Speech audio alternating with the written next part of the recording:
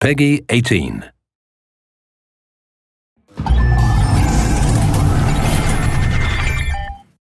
Hello everyone, I'm Colin Graham. I'm the animation director on Watch Dogs, and today I'm excited to present to you a vertical slice of the Watch Dogs free roaming experience. So actually, this is not a mission. Everything we're going to showcase today is completely systemic, and we're free to do as we please. We start off in the wards, the low-income district of our interpretation of Chicago. When creating the world of Watch Dogs, we wanted to stay true to the city and give a unique flavor to each and every neighborhood, not only in terms of the architecture, but also in terms of the people that you'll encounter and what is happening in their day-to-day lives.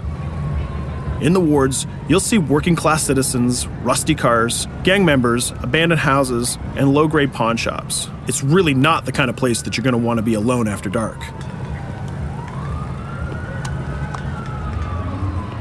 Nowadays, modern cities are increasingly managed by software, controlling traffic lights, electricity grids, and surveillance systems. In our version of Chicago, this management software is called CTOS, or the Central Operating System. The CTOS controls everything in the city, and it was created by the Bloom Corporation. Since the CTOS has been installed in Chicago, people get to work faster, the crime rate is dropped, and the communication networks are now more accessible and stable than they ever were before. It goes without saying that if everything is connected, somebody able to take over the system would be extremely powerful. At this point in the game, we don't have control over this district's CTOS system. The icons that you see over people's head mean that we cannot hack into their mobile devices at the moment. We need to find the CTOS control center, install a backdoor virus into the system to take control over all of the infrastructure in this district. There it is, the CTOS control center.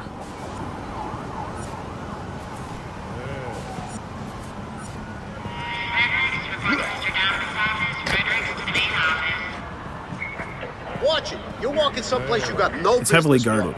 Let's see if we can find the server access codes from a distance.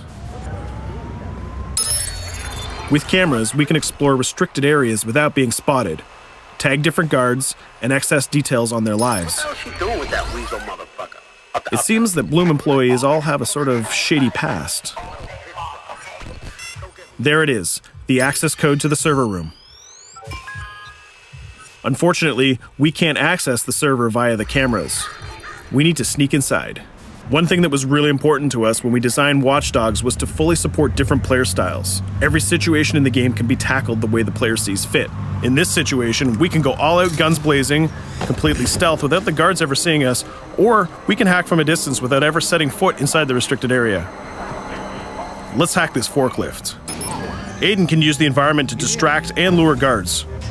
Pretty much anything you hack has multiple functions. So, for example, you could use this forklift to access the roof, or you could use it to create cover. Hacking in Watch Dogs is all about player expression. Let's set an improvised explosive device so we can hack it a little bit later.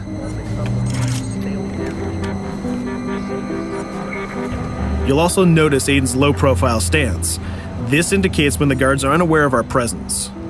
We'll try to reach the upper level of the building to see if we can gain a vantage point over our opponents. Everything in the environment can be hacked, so we're going to make some dynamic cover.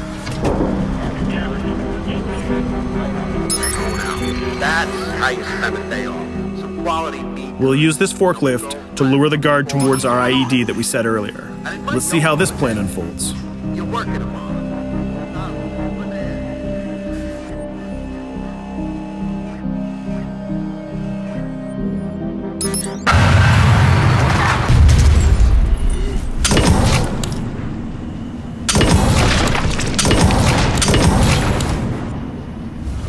What you just saw is called focus. It represents Aiden's analysis capabilities and his quick reflexes. This gives the player more time to combine core game mechanics together, such as shooting, hacking, and driving, in order to handle more complicated situations.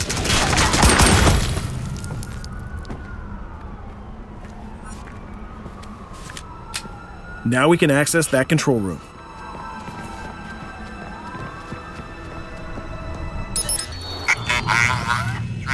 Drop 2, 5.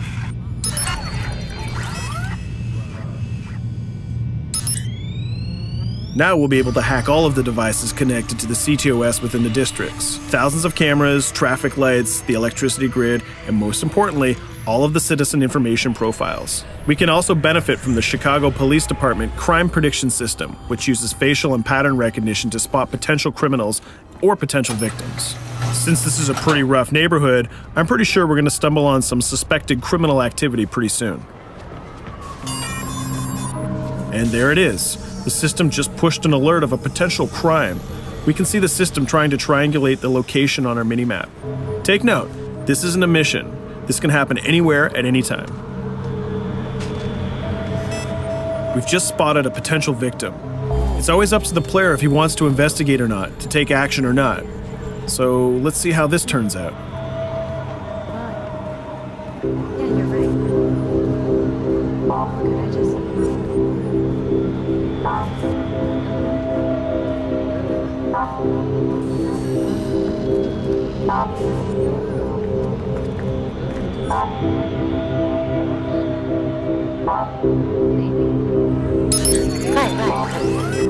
You think you're leaving me? Huh?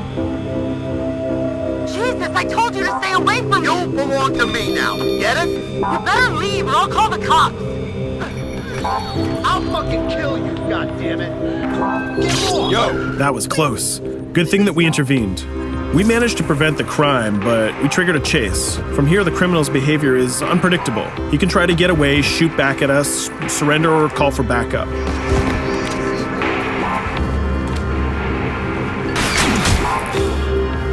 It seems like he decided to get away by car.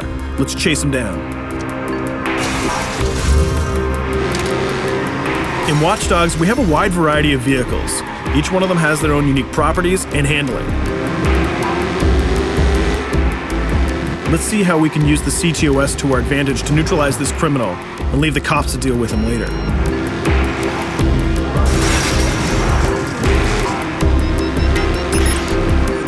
The chase stops right here. Using the blockers usually reserved for the cops during interventions, we managed to stop this criminal without killing him. This gives us a reputation bonus. This system is at the core of the Watch Dogs experience. Depending on how we handle different situations in the game, the media and the citizens will have a different perception of our hero, whether he is a true vigilante or a reckless criminal. This will have repercussions throughout the game. Now, let's head for the Loop, the historical district of Chicago, where you're going to find the most iconic buildings in the city.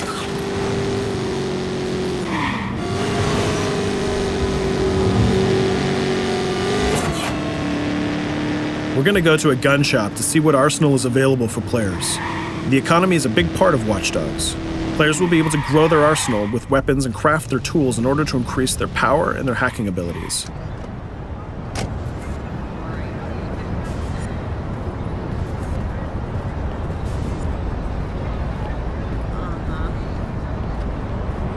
No, it's okay.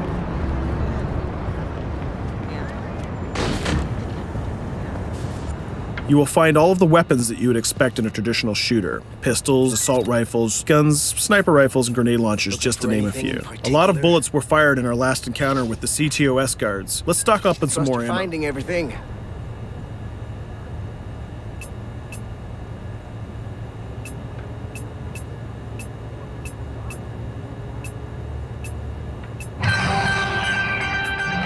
As we mentioned earlier, the media keep track of your actions and the citizens are going to react according to the perception that they have of you. Here, the media is reporting a crime in which you are the #1 suspect. The gun shop owner recognized you and decided to trigger a silent alarm to notify the police. Copy that. Possible one suspect presumed armed and dangerous. Police are now trying to locate the source of the threat using the surveillance system in the city, represented by the yellow circles on the minimap. Come in, PH3.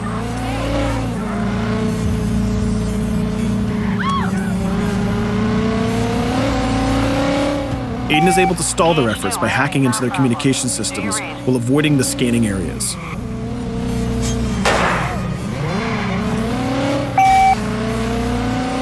PH units, do you copy? Repeat, squad to all PH units. Once they've lost our trail, we can go back to our activities.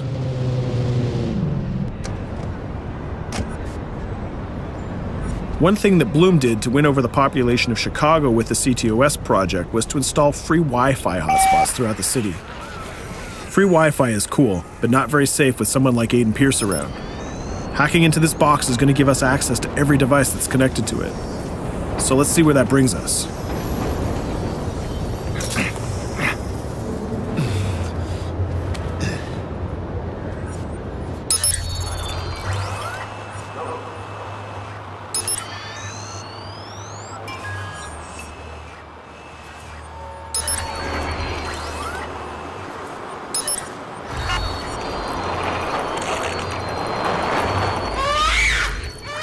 We just hacked into the webcam of a laptop. It seems that we're in the apartment of a mother and we can hear her baby crying in the background. Her bank information is in her mobile phone sitting right there on the table in front of us. It's totally up to the player whether we decide to steal it or not. Of course, this won't affect our reputation because nobody can witness this action. Just like in real life, nothing is totally black or white, but rather many shades of gray. This is exactly the situation where we want the player to question his own morality. Let's go withdraw that money. If you think that you're alone, think again. Aiden is not the only hacker in town. Someone's trying to install a backdoor virus on Aiden's phone in order to steal a portion of the information that he's gathered through the game so far. First, we're gonna have to reach the area where the signal is coming from.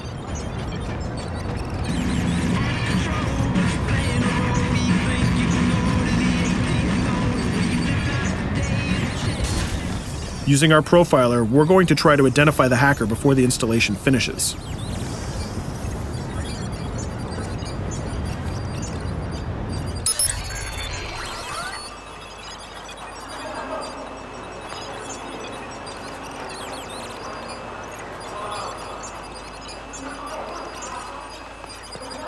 There he is. In Watch Dogs, things aren't always what they seem to be. This is actually another player that seamlessly came into our single-player experience. Let's not let him get away with this. We're going to teach this guy a lesson.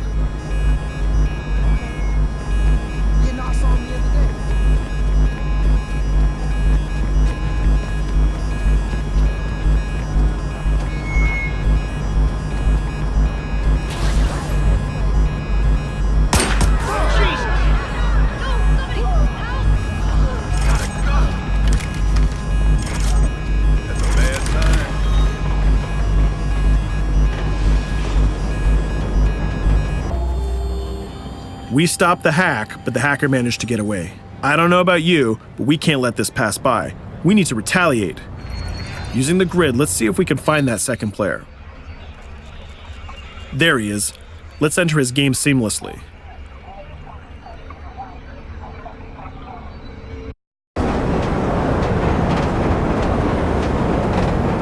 The second player is not yet aware of our presence. If we act carefully, he might think that we're one of the many NPCs in the city.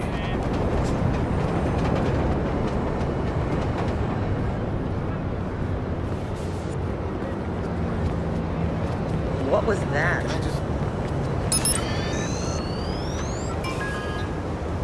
So let's find a place to hide and start hacking.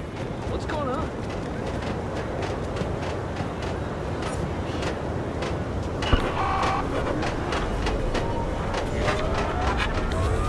The second player has just been alerted that a breach has occurred on his phone. He's trying to find us using his profiler.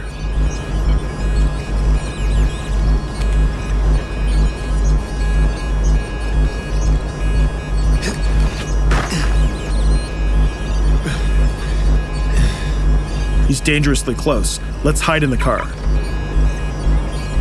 We're spotted. Let's get out of there.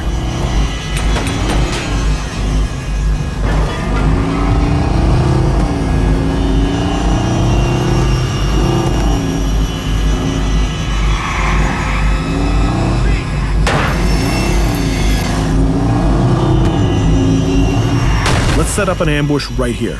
By dragging the other player back here into the alley, we make sure that no civilians get hurt during the firefight. We didn't succeed in hacking the second player, but we did get a little bit of revenge. So that's what we have time for today. We hope you enjoyed our quick gameplay session. Stay tuned for more about Watch Dogs.